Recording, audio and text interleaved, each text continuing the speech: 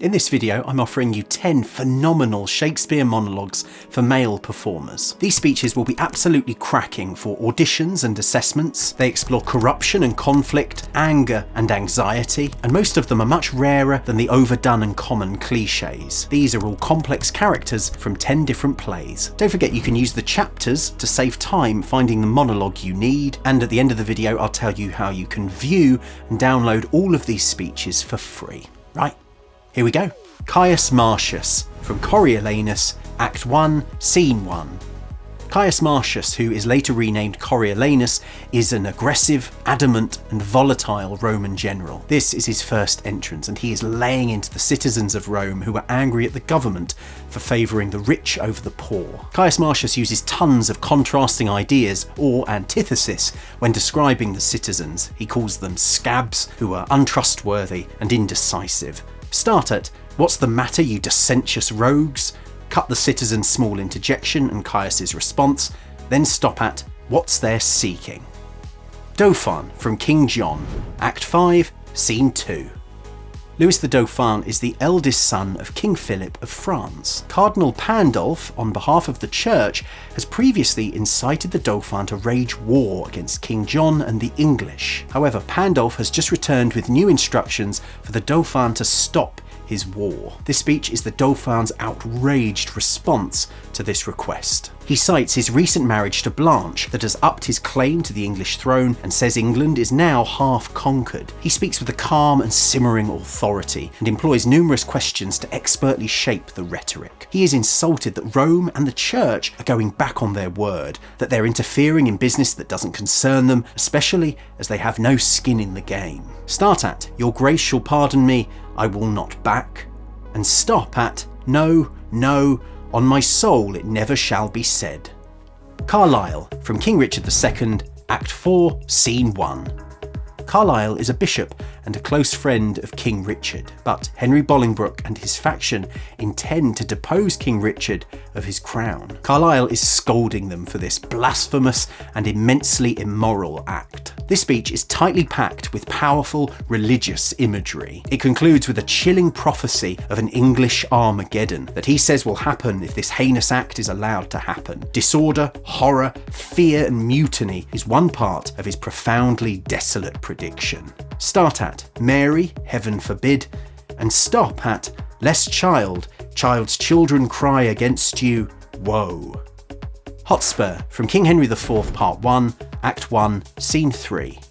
Hotspur, who's also known as Henry Percy, is one of a group of rebels against King Henry IV. Hotspur believes that his brother-in-law, Mortimer, should have been heir to the throne. Here he's venting his venomous hatred of the king in front of his fellow rebels. Hotspur is full of fantastic insults. He calls King Henry IV forgetful, subtle, a thorn, canker, full of jeering and disdained contempt, and proud. Start at, "Nay then I cannot blame his cousin king," and stop at, "Even with the bloody payment of your deaths." King Henry from King Henry V, Act 2, Scene 2.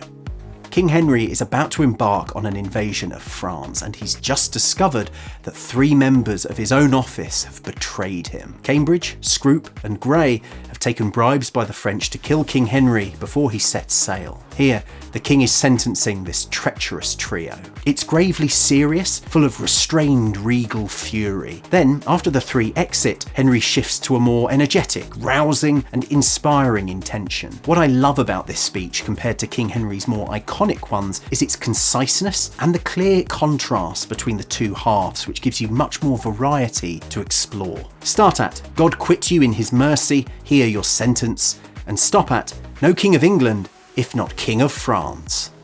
Leontes from The Winter's Tale, Act 1, Scene 2.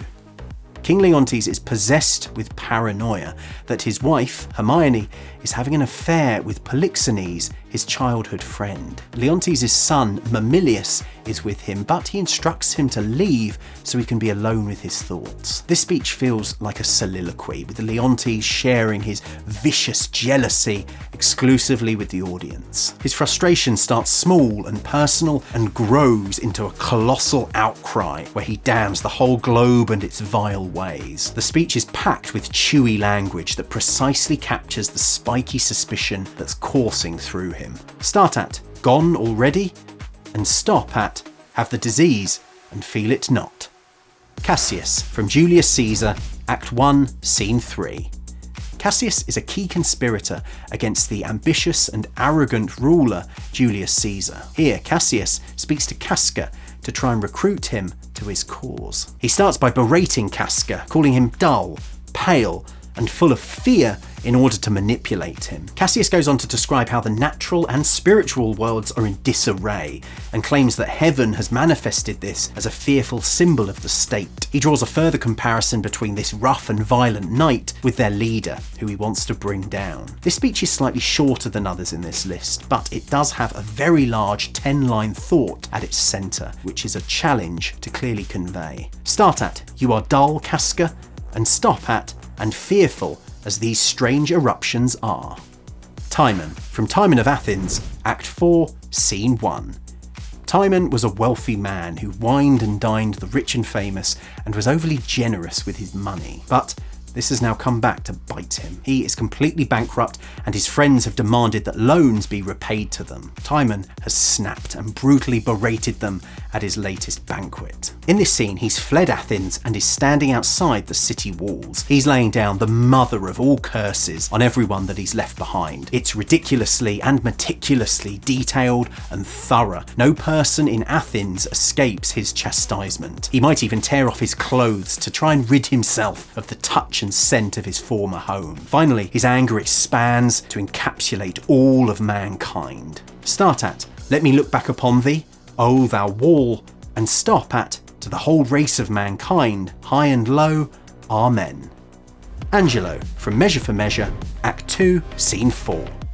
Angelo is the Puritan leader of Venice, and he's fallen for Isabella, a chaste nun. Angelo propositions her to sleep with him, and in return, he agrees to save her brother, Claudio, from his impending execution for adulterous crimes. Isabella is appalled and threatens to expose Angelo, to which he replies with this speech. All subtlety is cast off as Angelo openly boasts of being driven by his dark desires and allowing them to take the reign. He is drunk on power and his carnal desires, like some sort of sex-crazed supervillain. He says that if she doesn't relent and give her body to him, he will not only kill her brother Claudio, but he will ensure his slow torture to an agonizing end. This is a slightly shorter speech, but it's calculating, menacing, red hot, and icy cold. Start at "Who will believe thee, Isabel?" and stop at "Say what you can, my false, o'erweighs your true." Richard from King Richard III, Act 1, Scene 2. Richard of Gloucester has successfully won over and wooed Lady Anne. Richard was the man who killed both her husband and her father-in-law, and this speech is a glorious gloat fest. He is giddy with power after achieving the impossible. Richard boasts how he still managed to win her heart despite having no friends and dissembling looks. He then cruelly describes how fine Lady Anne's dead husband was. Richard is overflowing with arrogance. He feels invincible, and this is a deliciously mischievous piece to play. Start at "Was ever woman in this humour wooed?" and stop at "That I may see my shadow as I pass." So there we go, 10 spectacular Shakespeare speeches for male performers. If you want copies of these speeches, click on the link in the description down below, then click on the speech you want and download it as a digital PDF file. I'd recommend using these versions that I've carefully made or published playtext versions. I really like the Arden Performance editions, and I've made a video all about what these are, the links coming up. And that's it. Thanks ever so much for watching to the end. If this video's helped you, please give it a like and subscribe to the channel too. And if you know someone who this video will help, send it their way. Finally, have a look at these other videos that I've made that I think you'll like. Take care and all the best.